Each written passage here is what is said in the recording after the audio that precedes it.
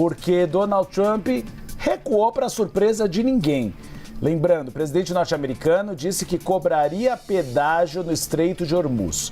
Ele acaba de fazer uma publicação nas redes sociais, na Truth Social, e anunciou que vai substituir a taxa por acordos comerciais, Tainá Falcão, que, segundo Donald Trump, os países da região vão fechar com os Estados Unidos. Vamos ler o que disse exatamente o presidente americano, sem interpretações. Abre aspas, o petróleo está fluindo como nunca antes, graças ao poder extraordinário das Forças Armadas dos Estados Unidos. Uma saudação especial ao secretário de Guerra, o Pete Hegseth, ao chefe do Estado-Maior Conjunto, Dan Kane, e ao comandante do Comando Central dos Estados Unidos, o almirante Brad Cooper. Graças a eles e a todos os membros das Forças Armadas mais poderosas do mundo, de longe, o Estreito de Hormuz está aberto a todo o tráfego marítimo, exceto para o Irã. E isso se deve à sua liderança mentirosa, violenta e maliciosa, que os está conduzindo ao caminho da destruição total. Portanto, teremos um bloqueio total, mas apenas para navios que chegam e partem de portos iranianos, ou que transportem qualquer coisa relacionada à carga iraniana. Com base em conversas altamente produtivas com a liderança do Oriente Médio, decidiu substituir a taxa de reembolso de 20% dos Estados Unidos por acordos comerciais e de investimento que os diversos estados do Golfo Pérsico farão com os Estados Unidos. Esses investimentos serão massivos, mas ao mesmo tempo extraordinariamente bons para eles e para o seu futuro. Como todos sabem, temos o maior investimento em dólares nos Estados Unidos de qualquer país na história.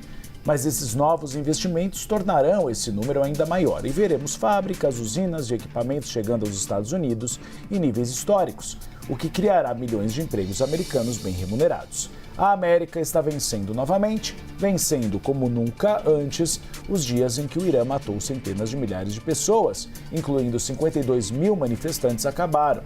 E o mais importante, o Irã nunca terá uma arma nuclear. Obrigado pela sua atenção a este assunto. Foi quase uma transmissão televisiva. Obrigado e tenha um ótimo dia. O que a gente vê é algo que já era esperado. Donald Trump sempre faz isso. Ele ameaça tarifas, Tainá Falcão, para sentar à mesa e conseguir ganhar alguma vantagem, o que aparenta ter ganhado na discussão com os países do Golfo Pérsico. A gente tem o Américo Martins para falar do assunto? Ainda não. Daqui a pouquinho o Américo chega. Mas essa é uma estratégia, como a gente falava, de negociação. E é isso que acredita o governo brasileiro em relação à tarifa que os Estados Unidos devem colocar sobre o Brasil. Mas, nesse caso, a nossa apuração aponta que não deve ter recuo, né, Tainá? Não deve ter recuo amanhã já, né? A gente estava na expectativa, não teve encontro até agora. O Márcio Elias, que é o ministro do Comércio, que está em contato com os americanos, esperava uma última conversa. Pode ser que aconteça até quarta-feira, mas até agora a agenda segue aberta, porque os Estados Unidos também não deram retorno.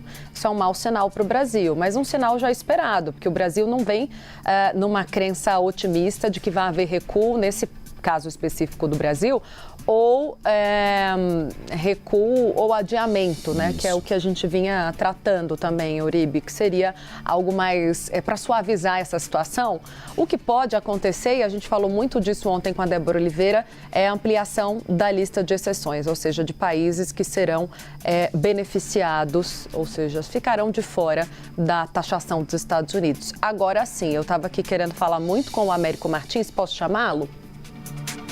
O Américo já está pronto agora para falar com a gente. Américo, esse assunto, porque você é o nosso especialista aqui de internacional, pode falar um pouco melhor sobre essa não surpresa desse recuo de Donald Trump, se isso já era comentado, Américo, por aí também. Olá, Tainá, olá, Uribe, olá a todo mundo que está com a gente. Não foi nenhuma grande surpresa o presidente Donald Trump ter recuado mais ou menos 24 horas depois de ter proposto essa ideia. Por quê? Porque, segundo ele conversou com alguns líderes do Oriente Médio que o convenceram que essa era uma péssima ideia. Provavelmente ele falou também com alguns assessores diretos dele que tinham inclusive já afirmado no passado que esse tipo de cobrança, qualquer tipo de cobrança de taxas ou de pedágio lá no Estreito de Hormuz era basicamente uma medida ilegal. O próprio secretário de Estado dos Estados Unidos, o Marco Rubio, disse há cerca de um mês exatamente isso. A frase dele foi a seguinte: qualquer cobrança de taxas ou de pedágios em águas internacionais é contra a lei. Isso está escrito na legislação internacional, fecha aspas, aspas do secretário de Estado, o principal diplomata dos Estados Unidos, quando o Irã fez essa proposta.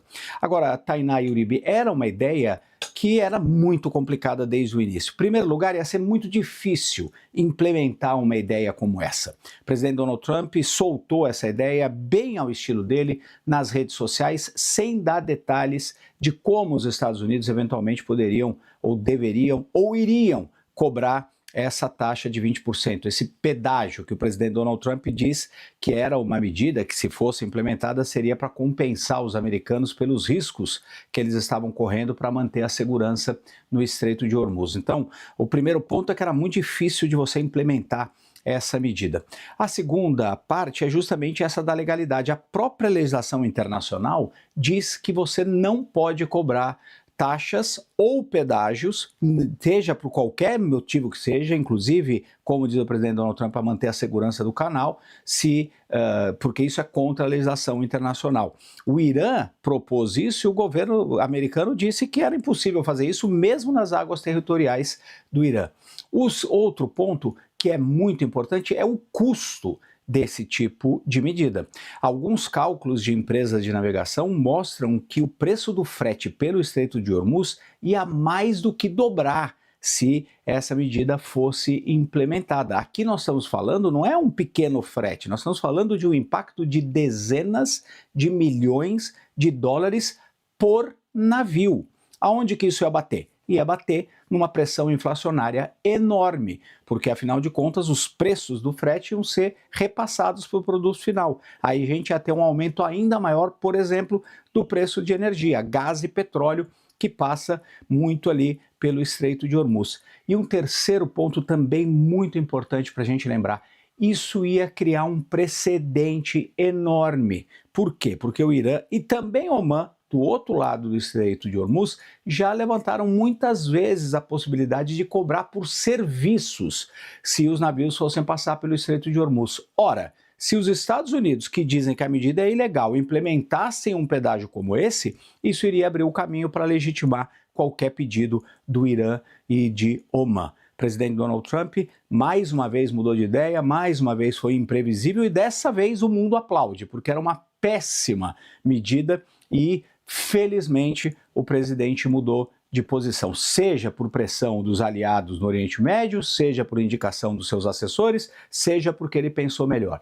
O principal ponto é que era uma ideia muito infeliz, muito difícil de ser feita, com muitas repercussões negativas, e ele resolveu mudar de ideia. Agora ele fala na criação de um fundo de investimento nos Estados Unidos, de dinheiro que viria do Oriente Médio, para financiar a criação de empregos e o parque industrial americano. Isso também é uma outra ideia complicada, mas ele vem tentando pressionar os países do Oriente Médio a de fato investirem mais nos Estados Unidos. Isso é uma ideia que ele pode eventualmente trabalhar, vai demorar tempo para ser implementada, se for, mas o principal fato, e é positivo, é ele ter desistido dessa ideia. Ele vem colhendo algumas vitórias pequenas. A Toyota, por exemplo, que antes tinha sua fábrica lá no México, agora deslocou a fábrica para os Estados Unidos por pressão dele, de que nos Estados Unidos vão receber incentivos fiscais e no México vão ser taxados. Mas a gente vê que realmente é uma estratégia dele, a gente sempre fala nisso. Quando o Donald Trump faz uma ameaça que a gente sabe que é inconstitucional ou é inviável, o único objetivo é pressionar os atores políticos a sentarem à mesa e negociarem para ele ganhar algum tipo de vantagem sobre essas ameaças.